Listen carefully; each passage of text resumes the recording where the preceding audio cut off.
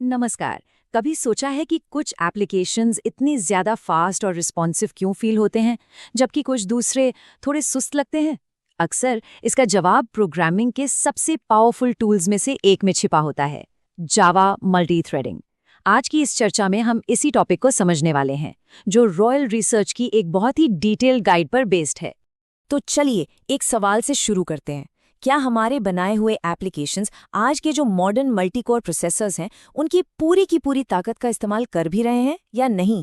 या फिर कहीं ऐसा तो नहीं कि वो अपनी असली पावर का बस एक छोटा सा हिस्सा ही इस्तेमाल कर रहे हैं, बिल्कुल वैसे ही जैसे किसी पावरफुल इंजन वाली गाड़ी को बस पहले गियर में चलाया जा रहा हो।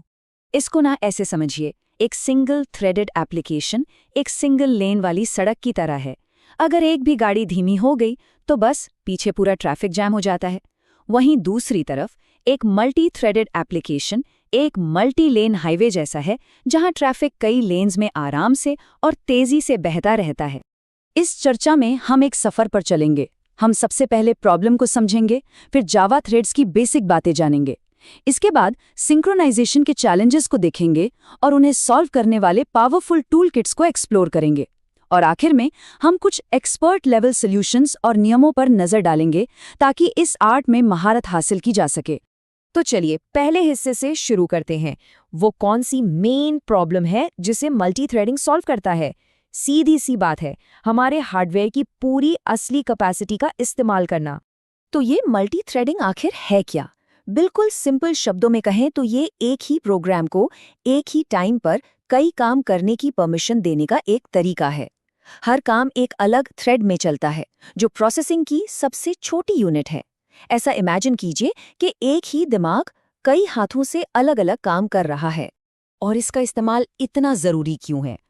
पहली बात, ये पैरेलल टास्क्स के जरिए परफॉर्मेंस को जबरदस्त बूस्ट देता है। सोचिए कि कोई वीडियो रेंडर हो रहा है और साथ ही साथ आप ऐप का इस्तेमाल भी कर पा रहे हैं। दूसरा, ये एप्लीकेशन को रिस्पॉन्सिव बनाए रखता है, भले ही बैकग्राउंड में कोई हेवी काम चल रहा हो। और सबसे जरूरी, थ्रेड्स मेमोरी को शेयर करते हैं, जिससे रिसोर्सेज का बहुत ही एफिशिएंट तरीके से इस्तेमाल होता है। अब जब हम ये समझ गए हैं कि क्यों जरूरी है, तो चलिए अब कैसे पर चलते हैं।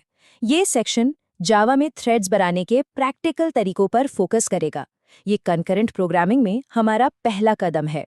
जावा में थ्रेड बनाने के दो मेन तरीके हैं। एक तरफ थ्रेड क्लास को सीधे सीधे एक्सटेंड करने का तरीका है, जो कि इनहेरिटेंस का एक डायरेक्ट रास्ता है।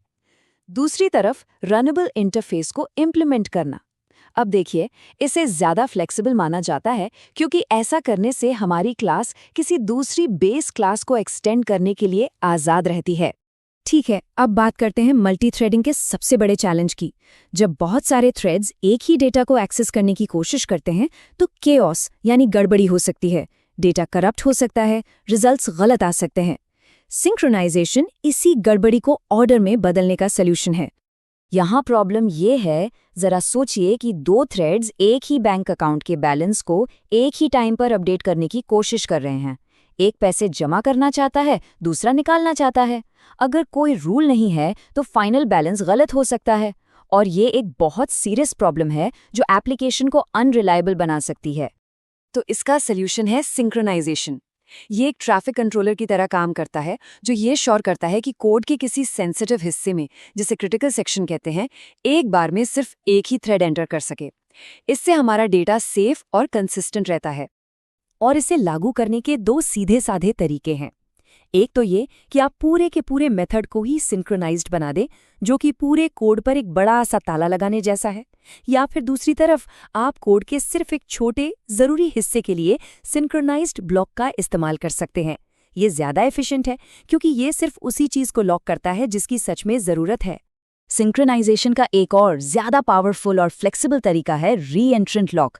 पर इसके साथ एक गोल्डन रूल आता है, एक बहुत जरूरी नियम। लॉक को हमेशा हमेशा ट्राई फाइनली ब्लॉक के अंदर ही इस्तेमाल करना चाहिए। अब सवाल है क्यों? क्योंकि ये इस बात की गारंटी देता है कि अगर कोड में कोई एरर भी आ जाए, तब भी फाइनली ब्लॉक में लॉक रिलीज हो ही जाएगा। सोचिए, अगर ऐसा ना हो तो एक थ्रेड हमेशा के लिए लॉक को पकड़कर बैठ सकता है, और इससे एक बहुत ही खतरनाक सिचुएशन पैदा हो सकती है, जिसे हम डेडलॉक कहते हैं। चलिए अब उन प्रोफेशनल ग्रेड टूल्स पर चलते हैं जो जावा हमें मल्टी थ्रेडिंग को आसान और मजबूत बनाने के लिए देता है। ये सब कुछ है java.util.concurrent पैकेज में, जो हर जावा डेवलपर का सबसे अच्छा दोस्त माना जाता है। इस पैकेज के 3 मेन हीरोज हैं। एग्जीक्यूटर फ्रेमवर्क, जो हमारे लिए थ्रेड्स को मैनेज करता है, कॉन्करेंट कलेक्शंस, जो पहले से ही सेफ डेटा स्ट्रक्चर्स हैं, और एटॉमिक वेरिएबल्स, जो बिना किसी लॉक के सिंपल ऑपरेशंस करने का एक फास्ट तरीका है। एग्जीक्यूटर फ्रेमवर्क को एक बहुत ही एफिशिएंट मैनेजर की तरह सोचिए। हमें मैन्युअली थ्रेड्स यानी वर्कर्स बनाने और स्टार्ट करने की चिंता करने की ज़रूरत नहीं है। हम बस एक टास्क यानी काम बनाते हैं और उसे एग्जीक्यूटर यानी मैनेजर को सौंप देते हैं। वो मैनेजर बाकी सब कुछ संभाल लेता है, जैसे कि किस वर्कर को कौन सा काम देना है। रॉयल रिसर्च का ये कोड इसका पूरा सार बताता है। एग्जीक्यूटिव फ्रेमवर्क टास्क सबमिशन को इस बात से अलग करता है कि प्रत्येक टास्क कैसे चलाया जाता है। इसका मतलब ये है कि हम इस बात पर फोकस कर सकते हैं कि क्या करना है, और फ्रेमवर्क को ये हैंडल करने देते हैं कि कैसे करना है। ये एक बहुत ही पावरफुल सेपरेशन है जो हमारे कोड को साफ सुथरा रखता है। और जब बात डेटा की आती है तो कॉन्करेंट हैशमैप जैसे कलेक्शंस पहले से ही थ्रेड सेफ होते हैं। इसका मतलब है कि डेवलपर्स को हर बार सिंक्रोनाइजेशन के बारे में चिंता करने की ज़रूरत ही नहीं है। ये हमें out of the box safety देता है, जिससे कोड क्लीन रहता है और गलतियों की गुंजाइश कम हो जाती है। अब हम कुछ स्पेशल और हाई परफॉर्मेंस सिनेरियोज के लिए एडवांस्ड कॉन्सेप्ट्स की तरफ बढ़ रहे हैं। ये वो जगह है जहां जावा मल्टीथ्रेडिंग सच में अपनी ताकत दिखाती है। फोक जॉइंट फ्रेमवर्क बांटो और जीतो वाली स्ट्रैटेजी पर काम करता है। ये बड़ी बड़ी प्रॉब्लम्स को छोटे छोटे टुकड़ों में तोड़ता है, उन्हें पैरेलल में सॉल्व करता है और फिर रिजल्ट्स को वापस जोड़ देता है। सोचिए कि एक बहुत बड़ी इमेज को प्रोसेस करना है। आप उसे छोटे छोटे सेक्शंस में बांट सकते हैं, हर सेक्शन को एक साथ प्रोसेस कर सकते हैं और फिर उन्हें वापस जोड़ सकते हैं। ये अनबिलीवेबली एफिशिएंट है। और फिर आता है कंप्लीट फ्यूचर। ये रिस्पॉन्सिव इवेंट ड्रिवन कोड लिखने का मॉडर्न तरीका है। हम टास्क्स की एक चेन बना सकते हैं जो एक दूसरे पर डिपेंड करती हैं, और इसका जादू ये है कि ये मेन थ्रेड को ब्लॉक नहीं करते। हमारा एप्लीकेशन किसी टास्क के पूरा होने का इंतजार करते हुए भी पूरी तरह से रिस्पॉन्सिव रहता है, जिससे एक बहुत ही स्मूथ यूजर एक्सपीरियंस मिलता है। आखिर में चलिए इन सभी जानकारियों को कुछ प्रैक्टिकल गोल्डन रूल्स में समेटते हैं। ये सेफ और एफिशिएंट मल्टी-थ्रेडेड कोड लिखने के लिए रॉयल रिसर्च की गाइड के सबसे ज़रूरी टेकअवेज हैं।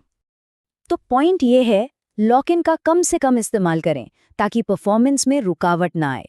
जावा की बिल्ट इन कंकरेंट यूटिलिटीज़ पर भरोसा करें, मतलब जो चीज़ पहले से बनी हुई है उसे दोबारा बनाने की कोशिश न करें। डेडलॉक से बचने के लिए हमेशा एक ही ऑर्डर में लॉक्स को एक्वायर करें, और सबसे ज़रूरी, अंदाज़ा मत लगाइए। हमेशा अपने कोड की परफॉर्मेंस को मेजर करें ताकि ये पता चल सके कि क्या काम कर रहा है और क्या नहीं। तो अब जब हमारे पास ये सारे टूल्स और टेक्निक्स हैं, तो सोचने वाली बात ये है, हमारे अपने कोड में परफॉर्मेंस को बेहतर बनाने का वो छिपा हुआ मौका कहाँ है जो बस उजागर होने का इंतज़ार कर रहा है।